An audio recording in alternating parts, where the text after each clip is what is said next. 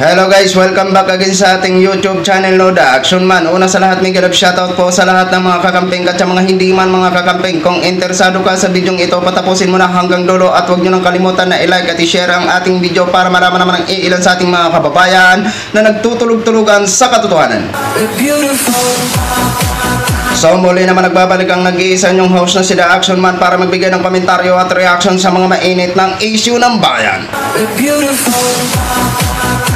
So ito ho mga ka-action, mga kakamping, no, may gusto lang ho ako na i-share sa inyo. Pero bago ang lahat, ayan, nais ko lang ho batiin ng taos-pusong pagbati ang aking sarili ng happy 39th birthday. Ayan, maraming salamat po sa ating Panginoon at sa aking mga magulang, lalong-lalo na po sa ating kataas-taasan na binigyan niya pa ako ng pagkakataon na makapag-celebrate ng aking kaarawan ngayong araw. At sana bigyan pa po ako ng maraming taon upang maipagpatuloy ko po ang aking nasimulan na ipaglaban ang katotohanan para sa bayan. Sa mga taga-suporta ko, maraming salamat po sa inyo at sa mga taga-pakinig ko, Luzon, Visayas at Mindanao, all over the world. Maraming salamat po.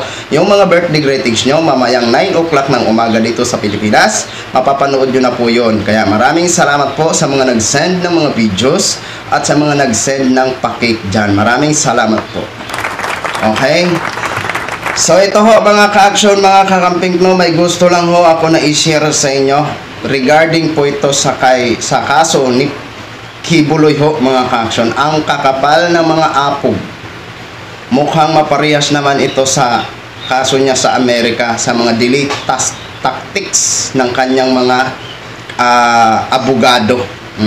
Alam naman po natin na kinontent ng kanilang mga content creator na sinasabi nila ang Amerika daw ang nagde-delay sa mga hearing dito kay Pastor Apollo Kibuloy. Pero hindi po yan totoo. Ang katotohanan, ang kampo ni Kibuloy ang nagde-delay ng mga hearing sa Amerika. Kaya tumagal ng ilang taon bago naman ito ibuksan o ma-issuehan ng warrant of arrest ito si Pastor Apollo Kibuloy ng court ng Amerika. So ito ho, ang kapal ng mga apog, pugante at wanted na itunuturing dito sa Pilipinas. So eto, pinayagan, tinanggap ng Supreme Court ang kanilang petisyon na makapaghain ng temporary restraining order at binibigyan ng 10 araw na makasagot si Senadora Risa Hontiveros. Saan ka pa? Only the Philippines. Di ba? Nakakaluka, no? Wanted si Pastor. At ito pa, ang masakit, nakapaghain pa ng petisyon. At si Senadora pa ang sasagot o magpapaliwanag dahil sa inisyon niya na warrant of arrest laban dito kay Pastor Apollo Kibuloy. Di ba? No? Nakakalungkot, no? Alam na des kung saan ito patungo. Iba ang magagawa ng may pera. Ang tanong ho natin, kung mahirap kaya ito na i-declare ng ating pamahalaan na isang wanted at isang pugante, makakapaghain kaya siya ng petisyon? Gayong wala naman siyang kapera-pera. No? Iba ang threat kapag ikaw ay isang bilyonaryo. Diba? O ito mga ka-action, panoorin muna natin ito. Inquire po nila yung respondents o yung Senate to file a comment on the petition of Pastor Kibuloy as well as yung prayer niya for the issuance of a TRO. Ibig sabihin nito, hindi naman po dininay ng Supreme Court yung TRO. 10 araw ang ibinigay ng Korte Suprema sa Senado para magkomentaryo sa inihaing petisyon ng kampo ni Kingdom of Jesus Christ leader Apollo Kibuloy.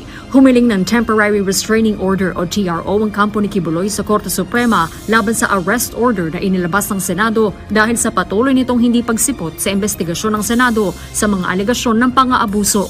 Ayon kay Supreme Court spokesperson Attorney Camille Ting, April 3 nang ipag-utos ito ng Korte Suprema at magsisimula ang 10 araw sa oras na matanggap na ng respondents ang notice mula sa Clerk of Court ng Korte Suprema.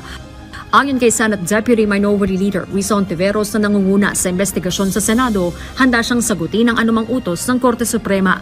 Nakahanda rin anya ang kanyang abogado na si dating Senior Associate Justice Antonio Carpio para pag-aralan ng petisyon at tumugon sa lalong madaling panahon. Sa ngayon, ayon kay Senator Hontiveros, bagaman hindi pa nila natatanggap at nababasa ang kopya ng kautusan, tutugunan niya sila sa direktiba ng kataas-taasang hukuman bilang pagkilala sa separation of powers at mataas na pagrespeto sa mga institusyon sa bansa. Umaasa ang mambabatas na gagabay sa lahat ang naturang prinsipyo kasama na anya ang puganting si Quiboloy. Wala pa namang pahayag si Senate President Juan Miguel Big-Zubiri kaugnay ng direktiba ng Korte Suprema. So yun na ho mga ka-action, mga kakamping, no? O diba? Mukhang baliktad. Imbes na si Senadora Risa Hontiveros ang maghiling na magpaliwanag ang kampo o mga abogado ni Quiboloy kung bakit hindi pa sumusuko, ngayon si Quiboloy pa o ang kampo ni Quiboloy ang naghain ng petisyon laban dito kay Senadora Risa Hontiveros. Only the Philippines. Diba? Ang saklap, no? Ang saklap na nangyayari sa batas ng Pilipinas. Diba? Dapat kung ano ang treatment nyo sa mahihirap, ganun din sa mayaman. Dahil wala pong pagkakaiba yan. Ano man ang kanilang kapangyarihan, dahil nakagawa sila ng krimen, walang pagkakaiba yan sa krimen ng mahihirap kapag gumawa. Diba? Isang kriminal din ang turing sa kanya. Dineclare nyo pa na wanted at pugante. Pero bakit nakapaghain ng petisyon? Diba? Grabe. Sabi nga sa mga komentator, ano na ang nangyayari sa batas ng Pilipinas? Di ba? Iba daw talaga kapag may pera, iba ang treatment. Totoo po yan. Di ba? Mga ka-action, mga kakamping. Di ba? Ikakatuwa naman ito, ngiting aso na naman si Pastor Apollo Quiboloy. Di ba? Pero sige lang. Sabi nga natin, makaligtas ka man sa Senado sa ibang kaso mo na nobil, hindi ka makakaligtas. Kung makaligtas ka pa rin, hindi ka pa rin makakaligtas sa Amerika. Makaligtas ka man sa Amerika, hindi ka rin makakaligtas sa kataas-taasang hukom. Alam nyo na yun, ang Panginoon. Diba? So yun lang ho, mga ka-action, share ko lang ho sa inyo ang pinaka-bad na balita.